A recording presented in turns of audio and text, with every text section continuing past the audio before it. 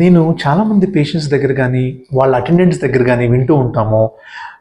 మేము అసలు స్మోకింగ్ చేయము, మా ఫ్యామిలీలో అసలు స్మోకింగ్ లేదు, సో నేను స్మోకింగ్ చేయను కదా, అసలు లంగ్ క్యాన్సర్ వచ్చే అవకాశమే లేదు అని కూడా వింటామండి.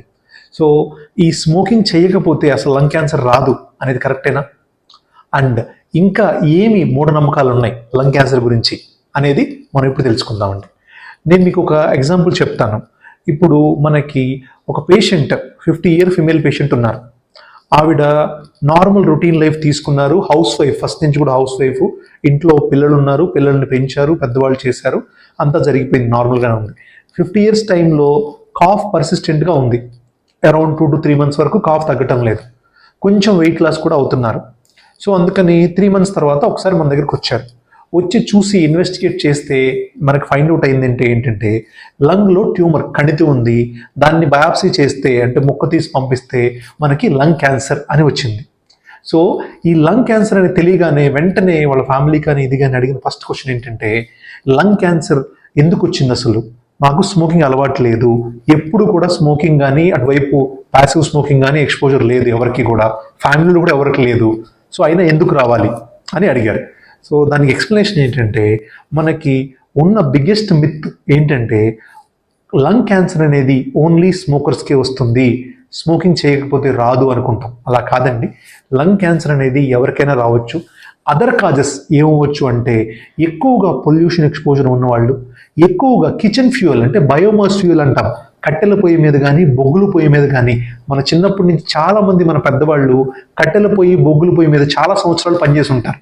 అలాంటి వాళ్ళు కానీ, ఫ్యాక్టరీలో ఎక్స్పోజర్, ఎవరన్నా కోల్ ఫ్యాక్టరీ కానీ or burning fuel, electricity factory, అలాంటి కోల్ ఫ్యాక్టరీస్లో వాటిలో పనిచేసిన వాళ్ళకి కూడా మీకు రిస్క్ ఆఫ్ లంగ్ క్యాన్సర్ ఉంటుంది. సో ఇలా మీరు స్మోకింగ్ చేయకపోయినా కానీ లంగ్ క్యాన్సర్ వచ్చే అవకాశం ఉంటుందండి. లంగ్ క్యాన్సర్ గురించి ఇంకొక మిత్ ఏంటంటే, సో సిమ్టమ్స్ అనేవి చాలా క్లియర్గా ఉంటాయి, అండ్ సిమ్టమ్స్ వినగానే మన క్యాన్సర్ అని సస్పెక్ట్ చేస్తామని అనుకుంటాం.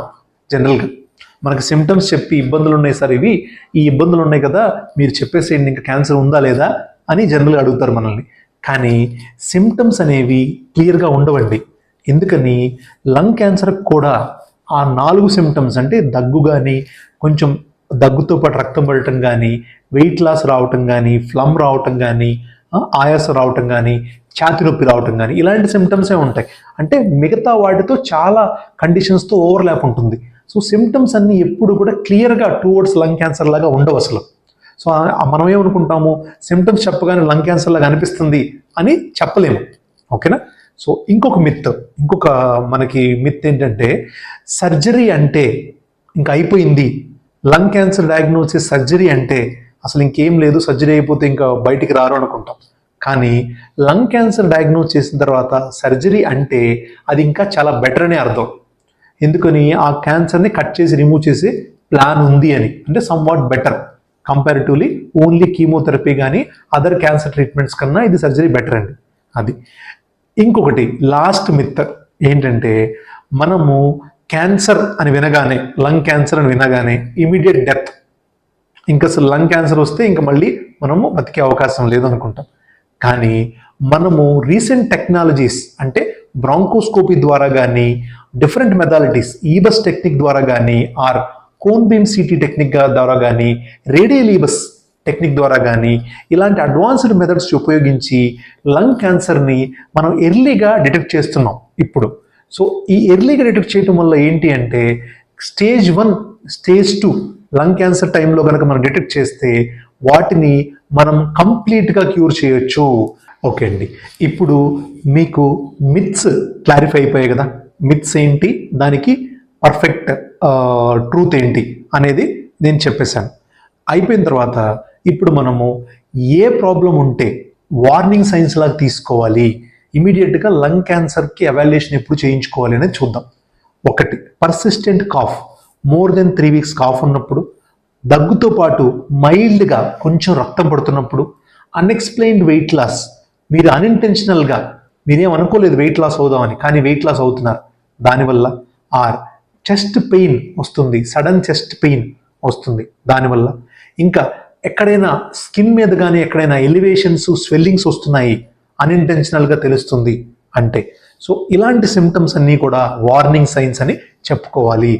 ఇలా కనుక అనిపిస్తే ఇమీడియట్గా లంగ్ స్పెషలిస్ట్ని కన్సల్ట్ చేసి దానికి ఏంటి solution and evaluation, further steps ఏంటి అనేది మనం తెలుసుకోవాలి. ఇప్పటి వరకు మనము మిత్స్ అండ్ వార్నింగ్ సైన్స్ రెండు కవర్ చేసాం.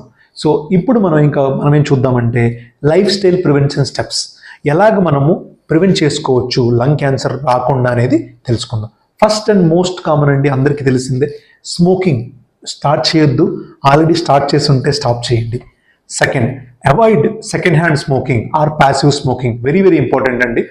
మీరు స్మోక్ చేయకపోయినా పక్కన వాళ్ళు స్మోక్ చేసినా కూడా మీరు స్మోక్ చేసినట్టే మీకు కూడా ఈక్వల్ రిస్క్ ఆఫ్ క్యాన్సర్ ఉంటుంది. సెకండ్. థర్డ్ వచ్చేసి డస్ట్ కానీ పొల్యూషన్ కానీ హెవీ పొల్యూటెడ్ ఏరియాస్లో కానీ ఫ్యాక్టరీ ఏరియాస్ని కానీ కంప్లీట్గా అవాయిడ్ చేయండి. And maintain a healthy life style. Healthy regular physical activity and healthy life style maintain చేయడం వల్ల కూడా మీరు అవాయిడ్ చేయవచ్చు. సో ఇది మనము ఎలా ప్రివెంట్ చేసుకోవచ్చు లంగ్ క్యాన్సర్ అనేది తెలుసుకోవటం. So friends, lung cancer is surrounded by myths, but science gives us the clarity. So మీకు గనక పర్సిస్టెంట్ సిమ్టమ్స్ ఉన్నాయి, పర్సిస్టెంట్ కాఫ్ ఉంది, అన్ఎక్స్ప్లెయిన్ వెయిట్ లాస్ ఉంది అంటే ఇగ్నోర్ చేయొద్దండి. స్పెషలిస్ట్ అడ్వైజ్ తీసుకోవాలి. సో దాంతోపాటు ఈ awareness about the lung cancer symptoms కానీ మిత్స్ కానీ చాలా చాలా ఇంపార్టెంట్ అండి. Please do share this video because this awareness can save the lives. నమస్తే.